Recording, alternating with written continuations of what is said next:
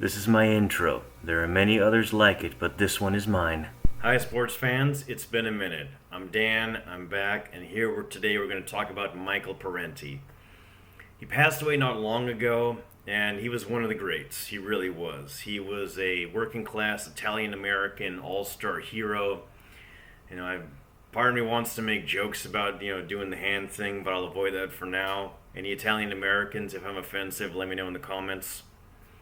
Michael Parenti was a PhD holder, a writer, speech giver, activist, and he was one of the most influential Marxists and left-wing thinkers in America, and in many of the places around the world. Michael was born in 1933 in New York, in what was then a predominantly working-class Italian-American neighborhood. He often went on about how he was, in fact, working-class Italian-American. His grandfather basically broke his back carrying coal upstairs. His father was an illiterate man who worked in a bakery, so he didn't come from tremendous wealth. Basically, he's the kind of person that Tony Soprano pretends to idolize, but deep down secretly despises. So Mike, his importance was that he was the last great communist in the 90s. Being a communist in the 90s was no easy thing. That's like I said, that's like being one of the rebels at the end of the Empire Strikes Back. The USSR had fallen. Yugoslavia was destroyed in an illegal war that killed God knows how many hundreds of thousands of people. It was the dawn of the war on terror, as would eventually mature under George Bush. The right-wing militia movement was terrorizing the United States, and very few people wanted to carry the torch of communism when that buffoon Francis Fukuyama was talking about the end of history. Actually, side note, these days Fukuyama is talking about how fascism is the alternative. Okay, Francis, so history hasn't ended, but stay with me here. Maybe there is an alternative to fascism. Maybe it's socialism. But yeah, Michael Parenti is, in fact, one of my favorite authors. His book, Black Shirts and Reds, is what I consider to be the best book on fascism. I've linked that into one of my videos about fascism. Also, his book about the assassination of Julius Caesar, to my knowledge, is one of the only books about ancient Rome that actually deals with class struggle in the ancient world.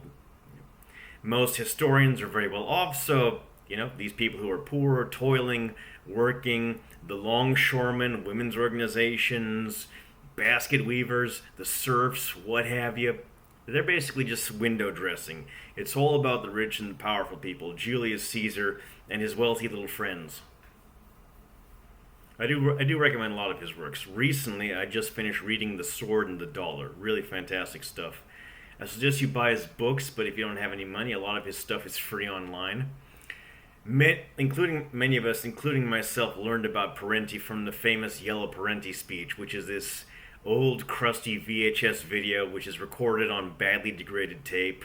The screen is tinted yellow, the audio is crunchy. He kind of looks like an analog horror villain, but he's actually a hero. I like to joke that he's not really dead, he's just in the back rooms fighting fascism. So yeah, I do recommend reading Parenti and thinking about what he represented. He represented a commitment to integrity, he represented a scientific way of looking at the world, and he represented the courage to choose a side and stick with it. This says a lot about that. There's a lot of... I dislike the term leftist because it's incredibly vague. I call myself a Marxist-Leninist. I admire people that call themselves, I don't know, I'm an anarchist, I'm a socialist, I'm a social democrat. I dislike the term leftist because it's much too vague, a catch-all. If you have to use a catch-all, I prefer left-wing. But that's just me. Oh, and another thing about Michael Parenti, he was never on Epstein Island. But you know who was? Noam Chomsky. Because, yeah, I'm just going to hammer home on that. Noam was an intellectual that was very popular, but at the same time, he was a tenured professor with MIT, was invited on TV all the time, personal friends with Jeffrey Epstein, personal friends with Steve Bannon, and the example of what we call the compatible left. People who are on the left, or leftists, and will criticize United States imperialism, but they'll say, but you shouldn't be like actually existing socialism.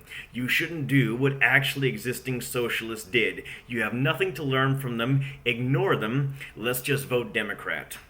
Or vote Liberal, or vote NDP if you're Canadian like I am. Actually, getting burned by liberals and social democrats in Canada is what turned me into the proud Marxist you see today.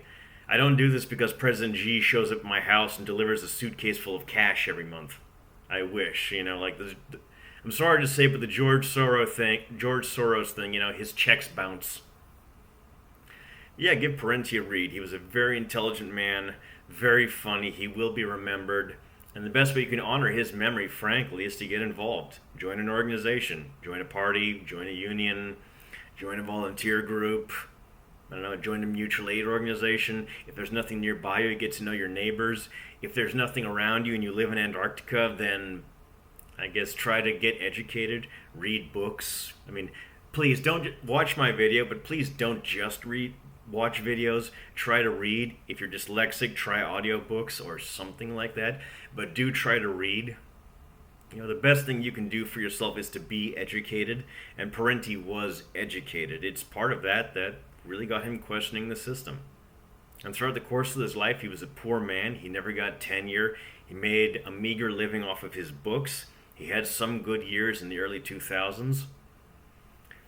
And he had a real commitment. He refused to bend his principles. So yeah, you want to honor Mike's memory, get involved, get volunteering. It's frankly the best cure to doomerism and doom scrolling. Like if you're gonna scroll on your phone, look at things that make you happy, but try to get out and educate yourself and get involved and learn from people with different perspectives. So I'll leave you be here. I'm off to work in a little bit. Leave a comment, leave a like. Please like and subscribe, as they say. I'll still say that even though, one, I'm not making any money off this channel. I refuse to run ads. And if anybody came to me with a sponsorship, I would say no, because I don't want to do that. I don't want to charge anyone money. I don't want to take dirty money. I'm not going to take money from Raid Shadow Legends. I do this purely for the love of the game, and my primary activity is my job and my activism outside of this. But I like the channel. I'm passionate about it. I hope to keep making videos. So have a fantastic day. Take care, and I'll see you next time. This is my outro. There are many others like it, but this one is mine.